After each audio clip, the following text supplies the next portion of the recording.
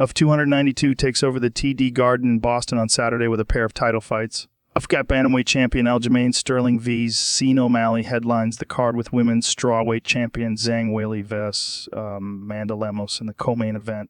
But do not let gold blind you from the other nuggets on the card. Former UFC middleweight champion Chris Weidman returns 2 years after suffering a gruesome leg break, and Machado Garry continues his ascent up the welterweight ladder, and the violent Marlon Vera is back in action.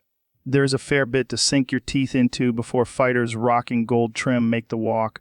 Let's put the magnifying glass to 3 fights that deserve your attention beyond Saturday's championship doubleheader.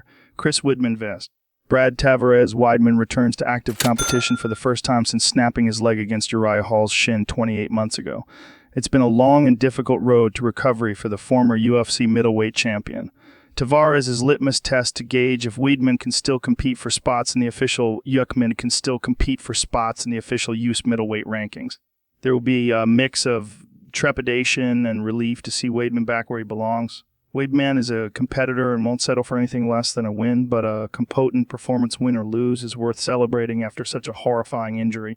Ian Machado Garry vs. Neil Magny. Garry was originally set to fight Jeff Neal on Saturday night. It was a juicy offering between 2 fighters who pack a punch. Unfortunately, Neal suffered an injury and Magny slid in to save the day.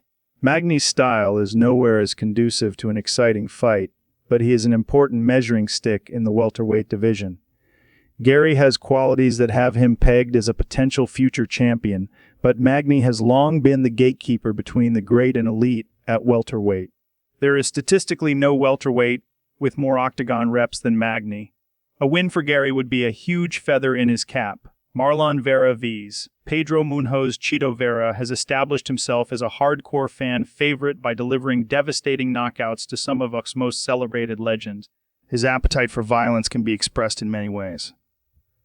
Vera boasts 8 knockouts and 8 submissions on his record. Corey Sandhagen rendered Vera's offense obsolete in his last fight.